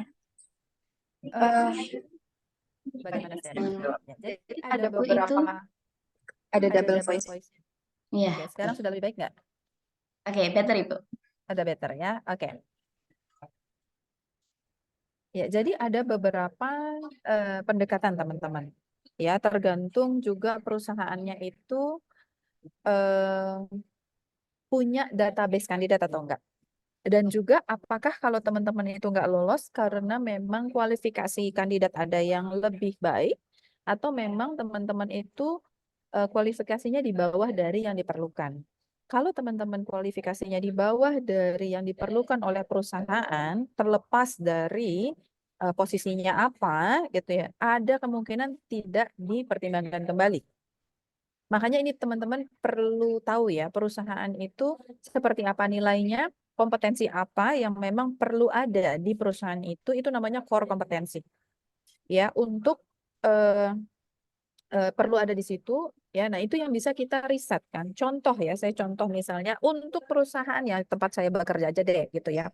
Saya dulu pernah bekerja di perusahaan penjual lampu. Tahu nggak yang tagline-nya terus terang Philips terang, terus ada namanya ya, ada brandnya gitu ya. ada satu core kompetensi di mana mereka karyawan yang bekerja di sana itu harus agile, teman-teman. Dulu bahasanya nggak agile, dulu bahasanya adalah adaptif. Ya, jadi dia fast learner, dia bisa belajar dengan baik, dia senang orangnya tuh senang aktif gitu. Artinya kan kita bisa lihat kompetensi orang itu tuh dia berkembang atau enggak gitu ya. Kalau dia nggak ada di sana akan sulit karena perusahaan itu butuh karyawan yang dinamis, yang siap ditempatkan di mana saja dan bisa cross function. Kalau menurut dia cross fungsi itu adalah kalau saya ditaruh di situ, oh berarti dia nggak masuk kualifikasinya. Berarti dia harus pekerjaan yang steady, yang mungkin itu dan berjenjang 1, 2, 3. Nah mungkin lebih cocok di apa? Biasanya perusahaan-perusahaan pemerintah biasanya yang berjenjang atau perusahaan yang memang dia harus stable, manufaktur misalnya. Dan ada jenjang-jenjangnya. Jadi ada level 1, level 2, level 3. Jadi dia nggak dinamis gitu ya. Mungkin tidak akan dipertimbangkan kalau dia tidak dinamis. Contohnya gitu ya. Jadi jangan pernah kecil hati. Tapi kalau misalnya memang cuma karena kualifikasi yang sekarang itu terlalu besar untuk dia. Atau kualifikasi yang sekarang terlalu kecil untuk dia. Kita perlu orang lain yang lebih pas. Dan orang ini bukan tidak bagus, tapi memang kurang cocok. Itu bisa dipertimbangkan sekali. Bisa. Saya pernah punya pengalaman ya teman-teman, saya berbagi. Saya itu meng-hire HRD, business partner dengan level EVP, Assistant Vice President. Dari mana itu saya dapat kandidatnya? Dari database HRD Manager 5 tahun yang lalu. 5 tahun yang lalu yang saya pernah temui dan saya tahu kualifikasinya seperti apa dan saya yakin dia itu orang yang berkembang. Jadi saya hubungi kembali dan saya sampaikan Bapak, Ibu waktu itu Bu, sekarang bagaimana di perusahaan apa sedang ada proyek apa dan saya bisa mengira bahwa orang ini sudah berkembang. Saya itu nyari-nyari teman-teman di database, benar-benar. Apalagi kalau perusahaan itu punya database, gitu ya. Jadi bisa banget dipertimbangkan. Atau mungkin misalnya dia melamar untuk posisi A, tapi dia lebih cocok nih, dan saya punya posisinya itu, gitu. Bisa saat itu juga direkomendasikan. Bisa banget, gitu ya. Jadi untuk menjawab pertanyaannya, apakah sebuah CV akan dikonsider kembali? Mungkin. Mungkin juga tidak. Mungkin kalau memang cocok dengan core kompetensi di perusahaan itu dan orang kompetensinya berkembang ya. Tapi kalau memang core kompetensinya bukan untuk perusahaan itu, ada kemungkinan yang akan dipilih orang lain. Semoga menjelaskan. Oke. Semoga menjelaskan ya Mas Zuhri ya. Bagaimana Mas Zuhri? Udah bisa memahami jawaban dari Ibu Wiwit? Baik, terima kasih Bu Wiwit atas penjelasannya. Sama-sama. Oke, semangat terus. Terus semangat. Kita lanjutkan kembali karena ini banyak-banyak antusias ya Bu Wiwit ya. Untuk selanjutnya dari Kak Brian nih. Selamat sore Bu Wiwit, ketika melamar kerja, sewajarnya kandidat ingin tahan lama bekerja di suatu perusahaan. Apakah kami sebagai kandidat boleh bertanya terkait seberapa tinggi frekuensi ataupun offer karyawan di perusahaan tersebut? Jadi dia tuh ya kandidat apa ya, sewajarnya orang pengen kerja itu lama ya Bu ya, tapi kan mungkin turnover tinggi. Nah itu apakah boleh ditanyain gitu ya Bu? Oke, terima kasih. Jadi pertanyaannya boleh nggak sih nanya turnover di sini berapa lama gitu ya? Nah, Kalau saya mungkin akan bertanya balik dulu, ya apa yang mengkhawatirkan dari Mbak atau Mas gitu ya, teman-teman semua terhadap satu perusahaan? Apakah dia kekeluargaan atau tidak? Apakah jam kerjanya panjang? Apakah dia jauh lokasinya? Apakah nggak ada meal allowance? Apakah jamnya shift-shiftan? Bisa jadi saya nanti dapat shift 3 jam 10 malam atau apa? mungkin tuh Apa pada hal umumnya itu ya Bu ya. Pada umumnya tuh kayak jam kerja sampai jam sekian tapi kenyataannya sampai jam sekian padahal nggak dibayar lembur, itu rata-rata seperti itu. Jadi aneh nggak? betul, betul. Jadi gini, daripada nanya attrition-nya di sini berapa, Bu? Tapi walaupun tinggi misalnya, kita nggak tahu kan sebenarnya kenapa attrition itu tinggi. Ya, direfleksi dulu aja apa yang kita ingin tahu soal perusahaan ini yang terkait dengan apa yang penting buat kita. Kalau penting buat saya bahwa kerja itu 9 to 5 gitu ya, berarti tanya, Bu, Mbak, boleh saya tahu jam kerja di sini formalnya jam berapa? Masuknya jam berapa? Kalau buat saya itu penting masuk ya di atas jam 8. Dan lebih bagus lagi kalau misalnya sebuah perusahaan itu punya flexible working hour. Karena kalau saya pagi itu olahraga. Dan itu penting buat saya. Jadi pertanyaan saya ke sebuah perusahaan adalah, boleh saya tahu jam masuknya jam berapa? Apakah saya harus ready jam 7 atau saya bisa ready jam 9? Tapi saya boleh kerja lebih late gitu. Itu penting buat saya. Jadi yang saya tanyakan itu. Betul-betul saya tanyakan itu. Kemudian kalau yang penting buat Mbak adalah orangnya kekeluargaan atau enggak. Jadi situ gitu. Satu dari kita ketika interview kita sudah bisa tahu apakah rekruternya itu juga kekeluargaan atau enggak sama kita. Artinya kalau misalnya dia enggak kekeluargaan bisa jadi budaya perusahaan itu seperti itu. Tidak kekeluargaan itu bukan enggak bagus ya teman-teman. Mereka task oriented, apa-apa cepat, apa-apa cepat. Saya sebagai rekruter saya pernah dituntut ya sama sebuah perusahaan untuk meng-hire, nggak peduli gimana caranya, 2 minggu mulai dari dihubungin sampai udah deployment 2 minggu. Ada nggak perusahaan seperti itu? Ada. Banyak. Oh nggak cocok ya udah, yang lain aja gitu. Kita gaji segini, nawar nggak ada, yang lain aja gitu. Karena itulah yang mereka butuhkan. Kalau teman-teman nggak mau kerja di perusahaan seperti itu bisa udah kelihatan ya dari depan. Ya. Kenapa nggak nanya attrition-nya? Satu, teman-teman, kecuali kalau teman-teman itu HRD.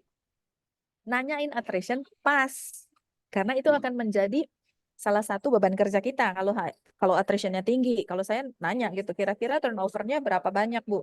Berapa number of hiring yang saya harus buat setiap bulan? Itu nanya. Tapi kalau teman-teman bukan HRD nanya kayak gitu, ntar HRD gini, ngapain sih nanyain kayak gitu? Memang dia ngerti attrition apaan gitu.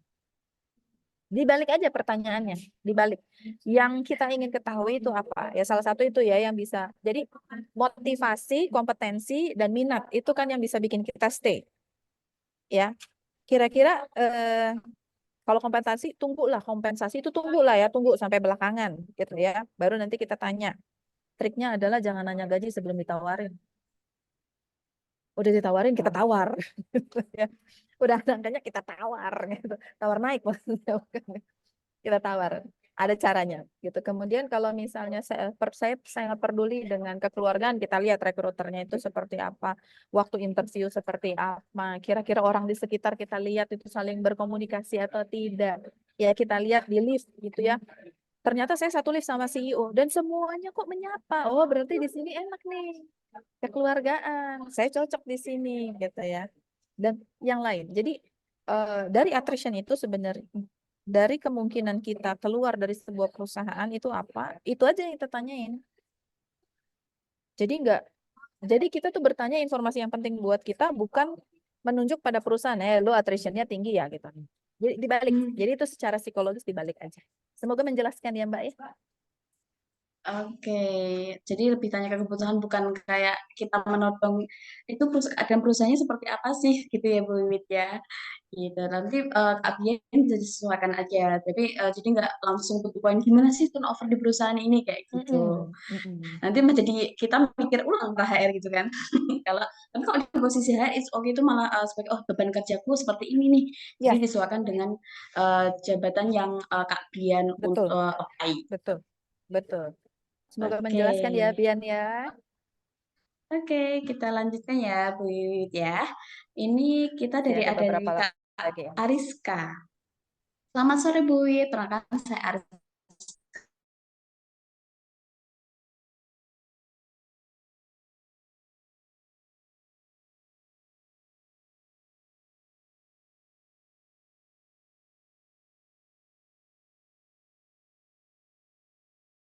Tersebut. Tapi saya ingin belajar.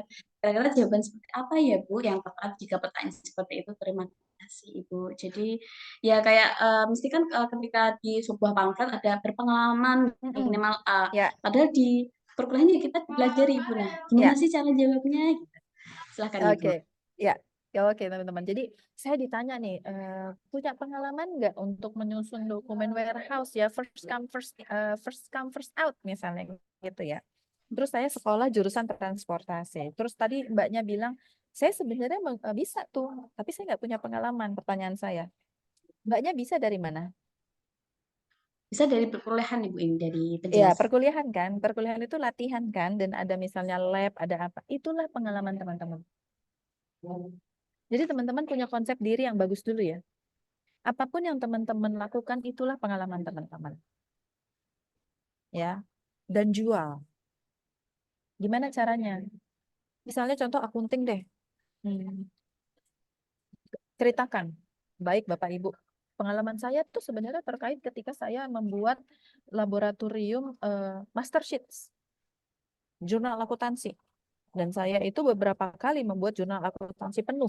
Alhamdulillah saya itu diberikan kesempatan waktu itu study case ya. Case-nya sih sebenarnya perusahaannya ada, benar. Dan mereka memberikan case saya yang beneran, walaupun saya nggak perlu tahu dalam-dalamannya itu perusahaan. Gitu ya. Saya membuat tuh ya laporan keuangan penuh. Dan waktu itu saya berpengalaman sampai 5 kali membuat laporan keuangan penuh. Memang itu di lab, Bu. Ya. Tapi kemampuan itu juga saya sudah pernah cobakan. Jadi ibu saya tuh punya warung. Saya bikin Bu laporannya walaupun kecil. Nah, dari situ saya memahami. Saya paham bahwa runutannya itu adalah 1, 2, 3, 4.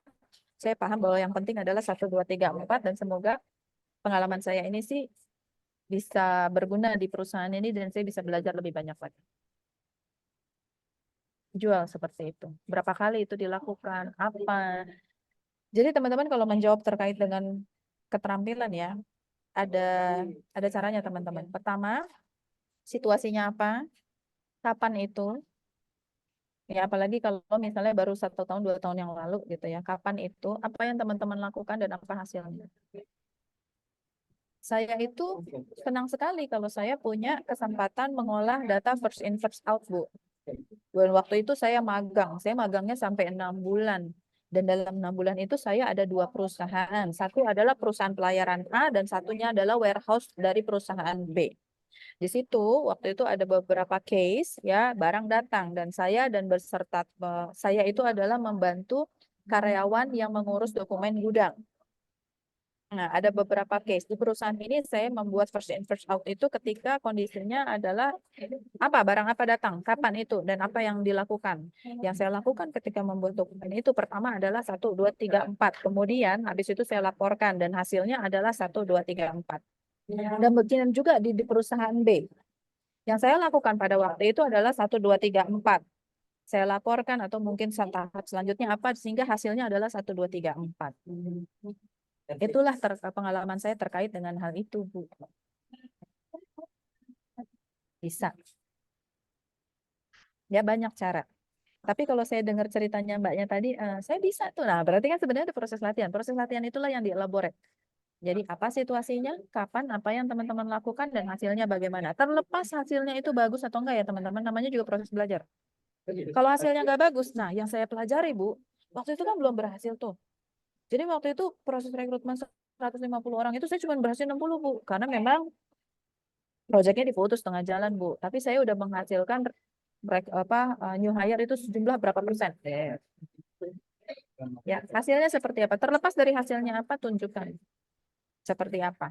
Karena yang kita ingin ketahui adalah proses teman-teman melakukannya dan memahami esensi. Semoga menjawab. Oke, semoga menjawab ya Kak Ariska ya. Jadi sebutin aja pengalaman kamu, keterampilan apa, poin-poinnya apa, yang dihasilkan itu apa, itu akan jadi bahan pertimbangan oleh seorang HR ya Bu ya. Oke, Betul. ini ada pertanyaan lagi, ini banyak banget yang antusias ya Bu ya, tapi coba tetap kita respon pertanyaan-pertanyaan mereka. Ini dari Mbak Nur Azizah, beliau seorang HR sepertinya. Jadi dia menanyakan, selamat sore Ibu Wiwi, saya Azizah saya ingin bertanya sebagai seorang interviewer. Biasanya kita interview posisi tertentu, sudah pasti kita tahu kualifikasi yang dibutuhkan. Akan Betul. tapi kita kadang menemukan kandidat-kandidat yang di menit pertama sudah tidak terlihat kliknya gitu. Kira-kira tips menghadapi kandidat yang demikian bagaimana ya Ibu? Apakah tidak masalah jika hanya waktu interview itu 10 menit aja? Ya, Karena kadang saya jadi blank kalau diteruskan gitu. Itu pertanyaan saya juga Bu. ya Bagaimana Bu? betul. Silakan Ibu. Saya paham betul. Saya paham betul. Apalagi yang seperti saya bilang, saya itu punya timeline ya kalau melakukan interview. Tapi yang ini kalau ini saya melihatnya lebih kepada bagaimana kita memilih menjadi rekruter yang seperti apa ya. Kalau ini saya melihatnya pada lebih dekat ke moral sih sebenarnya. Kalau untuk saya, dan yang saya lakukan adalah seperti ini. Saya punya waktu cuma 10 menit. Ya, sebenarnya dari 1 menit pertama saya tahu nih, dia nggak match. Ya, tapi kalau saya tuh nggak mau rugi, Mbak Ratna. Dan juga teman-teman. Ya, saya udah ketemu dia nih, saya tahu nggak match. Saya pengen tahu, ada nggak sih kualifikasi lain? Ada nggak sih posisi lain? Gitu. Ada nggak sih yang orang ini punya nilai? Saya punya prinsip ya, kandidat itu nggak ada yang nggak bagus, kecuali orangnya nggak bagus. Apa sih attitude-nya nggak bagus. Jadi kandidat itu lebih seringnya tuh nggak cocok. Jadi kalau dia nggak cocok, dia akan cocok di mana? Dan itu saya akan mengajukan 2 atau 3 pertanyaan lagi. Kalau nggak cocok banget pun, saya ngajukan satu pertanyaan lagi. 1 pertanyaan. Dan selebihnya, saya akan masuk ke tanya jawab. Tanya jawabnya misalnya gini, tahu posisi ini dari mana? Gitu. Oke. Menurut ini bagaimana? Untuk apa? Untuk masuk kepada penutup. Jadi kalau saya memilih untuk tetap sopan ke kandidat. Karena mungkin aja ada hal menarik yang memang kita temukan untuk hal yang selanjutnya. Jadi rekruter beratnya begitu, takes time. Takes time. Ya. Saya bisa sih menjadi seperti beberapa user ya, nggak cocok. Kamu nggak cocok nih untuk posisi ini. Udahlah, saya kembalikan aja ke rekruter ya. Aduh, ada nggak user yang kayak gitu? Ada, dan saya biasanya malu. Akhirnya saya yang merangkul. Saya tidak memilih, karena gini, mungkin aja dia cocok di tempat lain. Kalaupun enggak, mungkin nanti-nanti saya akan ketemu dia lagi. Mungkin nanti saya akan ketemu dalam satu webinar seperti ini, dalam satu kelompok HR, dalam satu community apa, dan hubungan kita tetap baik. Jadi triknya menghadapi yang seperti itu, saya bisa ajukan paling nggak 2 atau 3 pertanyaan yang mengacu pada penutupan. Nah, setelah penutupan biasanya saya akan jelaskan prosesnya akan seperti ini, Anda akan mendapatkan informasi, tapi mohon maaf jika memang dalam waktu seminggu atau 2 minggu Mbak nggak mendapatkan informasi dari saya, akan ada kemungkinan mungkin belum untuk posisi ini. Jujur, memang loadingnya lagi banyak dan banyak yang harus kita interview, mungkin saja ada terlewat, semoga tidak. Saya declare dari awal gitu. Jadi kalau memang saya nggak mampu untuk menjelaskan, saya bilang kalau dalam 2 minggu nggak ada kabar, berarti kita belum lanjut. Jadi dia nggak nanti nggak menunggu, dan dia juga nggak membuang waktunya gitu ya. Saya tetap akan lakukan seperti itu. Ajukan pertanyaan simpel-simpel. Kalau bisa digali lagi. Kalau nggak bisa juga, ya udah masuk ke penutup, tutup interview itu seperti biasa. Semoga menjawab. Oke, terima kasih Bu Wiwit tadi. Jadi Mbak Nur Aziz bisa mungkin sudah ditangkap ya Mbak ya. Jadi untuk seorang HR itu ketika emang udah ngerasa nggak klik, nanti bisa arahkan ke closing ya, ajukan pertanyaan atau berikan misalnya nanti ketika emang belum lulus selama 2 minggu depan ada kabar, berarti belum rezekinya kayak. Iya, Kak Nur Azizah ya. Oke, kita lanjut pertanyaan ini dari tadi Kak Opo. Namanya saya nggak tahu, tapi username-nya Opo. Iya, saya lihat tadi. Oke, dari tadi antusias banget sih dari awal. Oke, ini pertanyaan cukup panjang. Selamat sore Bu Wiwit, saya mau bertanya, jika dalam interview sudah selesai dan kita diberitahukan bahwa kita lulus ke tahap selanjutnya sampai ke tahap MCU, namun pihak HRD-nya meminta agar biaya MCU dibebankan kepada pelamar dengan alasan MCU merupakan salah satu persyaratan dalam proses rekrutmen di perusahaan itu. Dan pelamar ditanya apakah Anda bersedia. Jika hasil MCU bagus, Anda akan dinyatakan lulus. Namun jika hasil MCU tidak bagus, maka Anda akan langsung gugur. Pertanyaannya, bagaimana menanggapi pertanyaan yang diajukan oleh pihak HRD tersebut, Ibu? Dan apakah memang biaya MCU dibebankan oleh calon pelamar? Oke. MCU biaya, oke. Silahkan Ibu. Medical check ya. Iya betul, betul. Ya, Cakap. kita ya medical check up ya. Kita Ya, samakan frekuensi dulu nih ya. MCU itu medical check up. Oke. Satu, saya mau jawab yang paling belakang dulu. Apakah MCU itu dibebankan kepada kandidat? Kalau di perusahaan saya bekerja dimanapun selama ini, itu enggak dibebankan oleh perusahaan. Satu, ya. Kalaupun memang perusahaan itu membebankan kepada kandidat, cek dulu lagi. Saya kembalikan ke sini, Mas apa Mbak sih? Mbak Opo, Mas Mas ya, Opo ya. Mas Opo ini ya. Satu, apakah memang posisi itu benar-benar begitu menggoda? Saya pengen banget kerja di situ dan perusahaannya itu reputable. Apakah salam kenal Mas Anto Mas ya. Anto, iya. Jadi apakah memang pekerjaan itu benar-benar kita inginkan atau kita butuhkan saat ini? Ya. Jadi diukur baik buruk, bukan baik buruknya ya, rasionya aja deh gitu ya.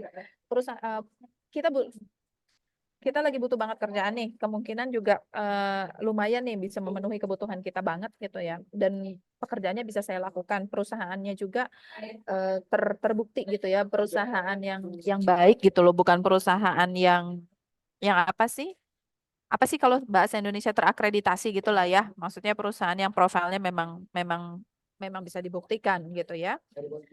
Kemudian kayaknya ada potensi bonafit, bener banget bonafit. Ada potensi untuk kita kerja di sana dan teman-teman itu punya biayanya, punya enggak gitu loh. Jadi di rasio memang ada syarat dan kita mampu nggak memenuhi. Kalau mampu, boleh silakan. Tapi kalau nggak mampu, saya pikir ya pertimbangkan lagi aja perusahaan yang lain. Apalagi kalau kita punya 2 atau 3 posisi interview, nggak apa-apa juga. Ini pilihan. Walaupun ya biasanya sih kalau biaya MCU itu di apa ya, dibebankan ke perusahaan sih biasanya, karena kan perusahaan itu yang Perusahaan. mensyaratkan. Betul. Perusahaan itu mensyaratkan, jadi itu syarat yang dibuat dia, berarti dia yang harus bertanggung jawab. Apalagi itu menjadi salah satu titik ukur untuk lanjut atau enggak. Betul. Nah, kalaupun memang dia mensyaratkan seperti itu dan teman-teman misalnya baru saja melakukan MCU, misalnya untuk sekolah, lulus sekolah atau pekerjaan yang lain terus teman-teman dapat hasilnya. Bukan hasilnya itu dikasih ke perusahaan gitu. Teman-teman dapat kopinya. Tanya aja, kalau kopinya menerima enggak? Saya baru melakukan MCU 1 bulan yang lalu. Kalau itu bisa diterima, saya berikan itu. Gitu. Jadi nggak perlu ulang gitu loh. Ditanyakan aja ke rekruter. Kalau ini masalah rasio sih ya. Kalau memang bersedia silakan. Walaupun kalau dalam pengalaman saya biasanya dibebankan ke perusahaan. Begitu. Mas Anto, semoga menjelaskan. Oke, terima kasih Bu untuk jawabannya. Sama-sama. Oke, terima kasih ya Mas Anto ya. Oke. Sama-sama Bu. Ya. Oke, kita lanjutkan ya Ibu ya. Ini masih ada 2 pertanyaan terakhir. Monggo, kita masih punya waktu kan ya? Ya, masih punya waktu. Ini dari Pak Sutri ini kayak sebel sih. Jadi dia punya case yang mungkin minta solusinya langsung ke Bu Wiwit. Jadi selamat siang Ibu, mohon izin Ibu bagaimana cara menjawab pertanyaan? Apa alasan Anda keluar dari perusahaan sebelumnya? Dikarenakan saya mengundurkan diri perihal difitnah dan alhamdulillah tidak terbukti. Namun saya memilih mundur jika saya hanya menjelaskan ada keperluan yang harus diprioritaskan. Yang menurut saya itu jawaban blunder.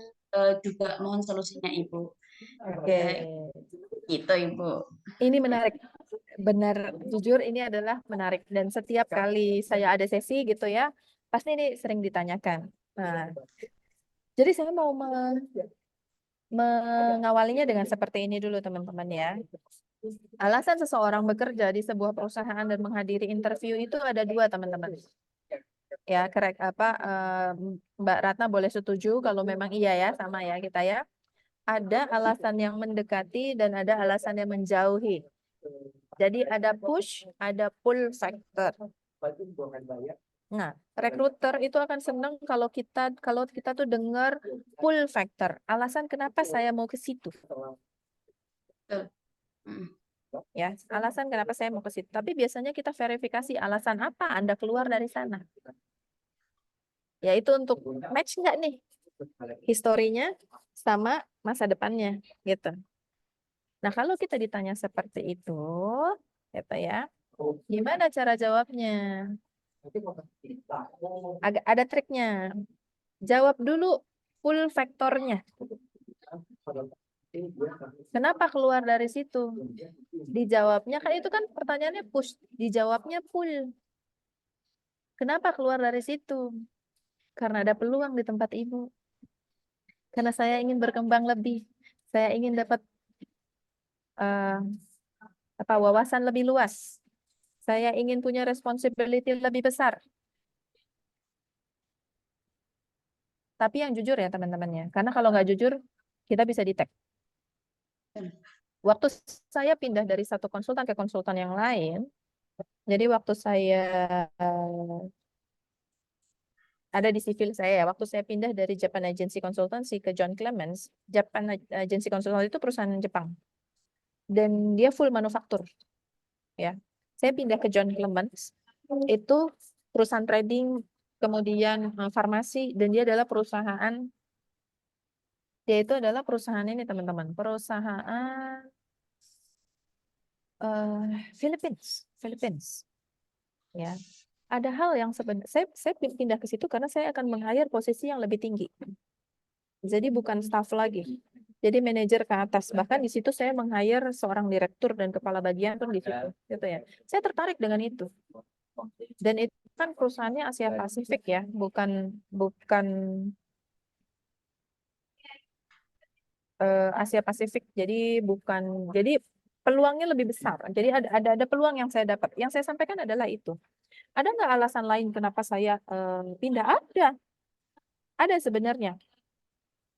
Alasannya adalah waktu itu, ya memang ada hal yang kurang serk dengan budaya perusahaan. Contohnya adalah saya itu, jadi kan waktu itu kan harus pergi ke klien.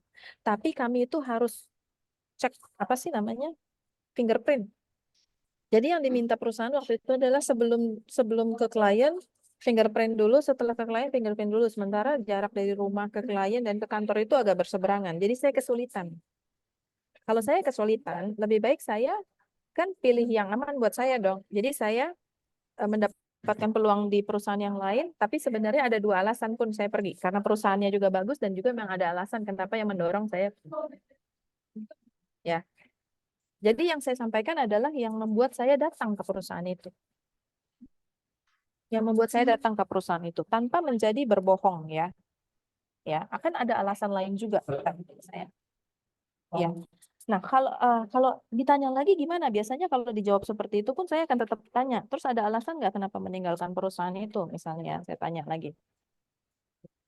Jangan berikan jawaban-jawaban yang buruk tentang perusahaan yang sebelumnya. Apapun alasannya. Karena nggak ada yang mau appreciate. Satu, kalau teman-teman bilang di fitnah, itu bisa dibuktikan nggak? Kan nggak mungkin kemudian kita membicarakannya menjadi ke arahnya ke situ kan? Dan nggak pantas juga, gitu kan? Jadi nggak usah dibilang. Bilang aja memang saya mendapatkan. Tapi kan kamu ada gapnya, ya, memang ada gap. Saya perlu fokus cari pekerjaan sehingga saya juga memang bisa mendapatkan apa yang saya inginkan. Saya ingin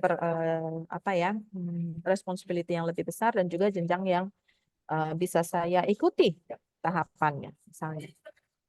Jadi berita buruk tentang perusahaan sebelumnya itu tidak perlu dan saya tidak sarankan untuk disampaikan. Apapun alasannya. Semoga bisa menjelaskan. Semoga bisa menjelaskan ya Kak Sutrisno ya. Jadi apapun yang kemarin di perusahaan lama itu baik buruknya itu nggak perlu diceritakan, tapi lebih ke apa sih purpose tujuan kita apply di perusahaan yang akan di-apply oleh Pak Sutrisno itu. Kita lebih fokus ke situnya saja. Iya, kita lebih fokus ke situnya aja. Baik Ibu Oke. Wiwit, Kak Ratna, terima kasih. Sama-sama. Kembali kasih Kak Sutrisma. Oke, ini last question, pertanyaan terakhir. Itu dari Fauzi. Oke. Perkenalkan nama saya Fauzi. Di sini saya sebagai peserta umum izin bertanya kepada Bu Wiwit dari pemaparan metode dan penjelasan terkait interview. Hal yang ingin saya tanyakan adalah biasanya apa sih yang jadi bar minimum atau batas minimum dari seorang pewawancara dalam meloloskan pelamar selain jawaban dari pertanyaan yang sudah disiapkan seorang HR atau user? Apakah keluasan dalam menjawab, ataukah gestur badan, atau mungkin ada lainnya juga ketika wawancara? Terima kasih Ibu. Jadi Oke. pertanyaan poin apa aja sih yang bikin seorang pelamar itu terima gitu Ibu selain template jawaban tadi? Oke, terima kasih sekali pertanyaannya. Ini juga pertanyaan yang menarik ya dari Kak Fauzi ya. Kalau boleh tahu Kak Fauzi itu fresh graduate atau memang sudah berpengalaman di pekerjaan sebelumnya? Halo Kak Fauzi, bisa dijawab? Mungkin ditaruh di chat juga boleh. Hmm. Sembari saya jawab ya. Jadi gini, memang ada beberapa hal kan yang membuat kita itu punya keputusan apakah seseorang itu akan masuk dalam kualifikasi atau tidak. Yang pertama adalah yang memang kompetensi utama, kemudian kompetensi terkait dengan pekerjaannya, kemudian motivasi, ya, dan unsur budaya. Nah, kalau semuanya itu terpenuhi, sebenarnya walaupun menjawabnya masih kurang terstruktur, misalnya masih ada salah-salah, tapi memang kita tahu apa yang dimaksud, gitu ya. Itu sih sebenarnya nggak apa-apa. Kalau gestur, selama memang sopan, rapi, ramah, itu pun sebenarnya nggak apa-apa. Tapi bagaimana cara menghadapi sebuah interview itu gesturnya harus diatur seperti apa, bisa kita jawab dengan riset tadi. Ya, walaupun misalnya seluas-luasnya perusahaan katakanlah agensi produksi TV gitu ya. Tetap kan yang namanya azas kesopanan kan diperlukan. Walaupun misalnya interview boleh pakai jeans, boleh pakai kaos polo itu pun. Ada azas kesopanan ya. Kemudian interest. Kemudian ketika pewawancara itu sedang bicara gitu ya, tunjukkan sikap yang ramah ya. Yang ramah itu ya taruh saja tangannya di pangkuan atau meja, hindari seperti ini atau mungkin terlalu leyeh kayak gini gitu ya. Jangan. Ya gestur dasar seperti itu sebenarnya tidak ada masalah. Nah, jadi apa sebenarnya yang memang sangat dibutuhkan? Kalau untuk posisi-posisi yang sangat berbasis pada tugas, mungkin apakah orang ini bisa mengerjakan tugas itu atau tidak? Tentunya dengan attitude yang normatif ya. Orang ini sopan atau tidak, orang ini kira-kira bisa bekerja sama dengan bosnya atau tidak. Selebihnya nggak terlalu masalah. Tapi kalau misalnya jenjang yang lebih tinggi, apakah orang ini bisa bekerja sama dengan orang lain? Apakah orang ini memenuhi standar bahasa? Contoh, untuk seorang pengawas gudang, saya pernah meng-hire seseorang yang dituntut bisa membuat laporan dalam bahasa Jepang dan bahasa Inggris. Jadi dia harus menguasai 3 bahasa selain bahasa Indonesia. Ya itu jadi ketentuan. Karena apa? Ternyata bosnya orang Jepang. Dia nggak bisa bahasa Indonesia dan juga bahasa Inggris, sementara grupnya itu orang Eropa. Ya, jadi dia membantu bosnya di situ. Nah, itu menjadi standar ketentuan dan itu pun terkait dengan kompetensi kerjanya ya. Semoga bisa menjelaskan ya. Oke. Fauzi ya. Oke. Ya, semoga menjelaskan ya Kak Fauzi jawaban dari Bingkit. Jadi sebenarnya ada beberapa aspek yang emang sebagai pertimbangan khusus oleh dari HR ketika menerima seorang karyawan, baik dari ilmu pengetahuannya atau bahkan ketika body language atau attitude dari pelamar itu sendiri atau kerjaan itu sendiri. Jadi memang tidak satu aspek, jadi semua aspek. Jadi tolong diperhatikan untuk semua jika memang ingin diterima gitu ya Bu Wit ya. Betul. Gitu. Makanya riset itu menjadi penting ya teman-teman ya. Betul sekali. Oke, terima kasih Kak Fauzi, terima kasih kembali.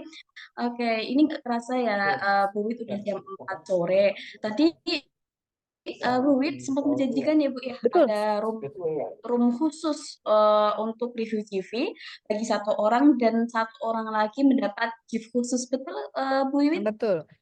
Nanti kita akan berikan 2 orang aja Mbak untuk review CV bersama saya. Nanti boleh dikasih kontaknya atau mungkin saya diberikan kontaknya. Nanti supaya kita bisa set waktunya kapan kita akan melakukan review CV gitu. Boleh dibantu 2 orang ya. dipilih 2 orangnya? Oke, dari 2 orang ini siap-siap ya teman-teman yang aku pilih untuk review-nya. Oke, untuk review CV-nya ada 2 orang. Yang pertama itu dari Kak Ariska. Kenapa sih kami Kak Ariska? Karena sepertinya dia semangat banget buat itu Ibu ya, untuk melamar pekerjaan meskipun fresh graduate. Gimana sih caranya biar dilirik sama HR? Itu yang pertama. Wah, Untuk terselamat ya Ariska ya. nanti bisa saya PC di grup soalnya tergabung di Boleh. grup itu juga Ibu. Boleh. Oke. Boleh. Sama satu lagi mungkin kepada Kak Brian, Brian ya Pak ya? Brian, Kak Brian. Itu mungkin review CV sama apa ya, ada pertanyaan-pertanyaan khusus yang mungkin Kak Brian tanyakan karena Boleh. dia sangat antusias ketika interview dengan HR. Ada beberapa pertanyaan apa sih yang akan saya tanyakan dengan HR gitu ya Bu ya. Boleh. Jadi selamat untuk Kak Ariska dan Kak Brian akan Selamat di-review juga ya oleh sekali lagi ya. Wiwit. Oke, nanti akan saya hubungi lalu akan saya schedulekan sesi Bu Wiwit gitu ya. Lalu Ibu jadi nggak untuk gift kepada pesertanya? Sebenarnya bentuk gift-nya itu adalah tadi yang saya mau sampaikan yang tadi Oh, jadi oke. 2 jadi 1. Satu jadi 2 kebalik. Oke, 1 jadi 2 ya. Iya, 1 jadi Oke, 2. siap. Oke, jadi Kak Brian sama Kak Ariska bisa nanti saya schedulekan untuk room khusus dengan Betul. gitu ya. Boleh ya. Selamat ya Nih, teman-teman ya. Untuk teman-teman sama yang lain, teman-teman kalau ya. misalnya ada pertanyaan, ini semua tergabung di grup boleh disampaikan. Atau mungkin boleh juga nanti saya di DM, di Instagram itu juga boleh sekali. Iya, oke siap Ibu. Mungkin teman-teman cukup sekian webinar pada sore hari ini. Nggak kerasa udah jam 4 karena apa ya menikmati materi dari Bu Wiwit ya. Izin saya untuk apa kesimpulan dari hasil webinar pada sore hari ini. Untuk persiapan interview itu banyak yang harus dipersiapkan. Tentunya apa sih persiapannya? Yang pertama kita harus cari tahu apa sih perusahaan yang akan kita apply atau terus pekerjaannya seperti apa, terus kita harus latihan interviewnya, bisa tulis, bisa ngomong di depan cermin, atau bisa kita ulang kembali, atau bisa mempelajari jenis pertanyaan yang mungkin akan ditanyakan oleh seorang HR. Jadi teman-teman semua, nggak cuma secara tekstual atau materi aja yang perlu kalian persiapkan, tapi mental juga atau kesehatan fisik juga yang tadi Bu Wisma sampaikan yaitu dari kesehatan kita karena kesehatan kan berpengaruh ya sama mulut kita ngomong sama otot-otot di mulut kita di wajah kita itu sangat berpengaruh juga. Jadi teman-teman semua tetap semangat dalam mencari pekerjaan gitu. Oke teman-teman semuanya kita ada sesi foto. Yuk kita open cam sebentar lalu saya capture. Oke, kita mulai dari slide yang pertama ya. Kita open game semuanya. Nah, ini Oke. baru berfungsi Pada kamera saya. kelihatan. Oh iya, kelihatan semuanya ini Bu Mega ganteng dan cantik semuanya. Oke, sudah ya. Kita capture untuk slide yang pertama. 1, 2. Cukup, sudah. Oke, lalu sebentar. Untuk lanjut kita slide yang kedua kita capture 1,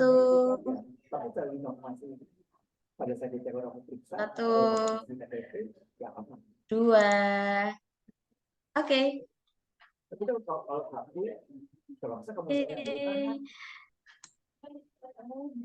Oke, semuanya sudah semua ya. Oke, saya tutup untuk webinar pada sore ini. Terima kasih Bu Wiwit atas materinya. Terima Terima kasih kasih Bu semua Mike, teman-teman atas Pak antusiasnya. Mahen. Iya, Pak Mahen yang telah menyelenggarakan acara ini. Terima kasih teman-teman semuanya juga yang udah antusias untuk mengikuti webinar pada sore hari ini. Terima kasih. Wassalamualaikum warahmatullahi wabarakatuh. Waalaikumsalam Waalaikumsalam warahmatullahi warahmatullahi wabarakatuh. wabarakatuh. Sukses Terima ya, Mbak kasih, Wiwit. Bu Wiwit. Pak Mahendra, Teman-teman maaf kalau semua. masuk. Wah, Pak Ir Terima ada di kasih, Pak sini. Ir. Terima kasih Pak Makasih ya, Pak. Ya, Ir. sama-sama. Pak Ya. Ir. Luar biasa nih Pak Ir lagi di Kalimantan sempat hadir rupanya. Senang sekali kita Ya. semua ya. Nah, oke, nanti tempat yang lain lagi kita. Oke. Sampai Ya, Pak ketemu Ir. semua Matur teman-teman. suwun, Bu Makasih, Wiwit. Pak Ir. Sehat-sehat selalu. Salam Sama-sama, sama Adi, sukses. Pak Mahendra, sehat Pak. Ya, Pak Ir. Sehat, Pak. Alhamdulillah Pak. Ya. Iya. Siap, izin. Terima kasih. Waalaikumsalam. Baik, Pak. Iya. Waalaikumsalam warahmatullahi. Terima kasih banyak ya Pak Mahendra dan Mbak Ratna atas kesempatannya. Terima Sama-sama, Bu. Terima kasih kasih. kembali. Saya senang sekali Terima bisa hadir di kasih. sini.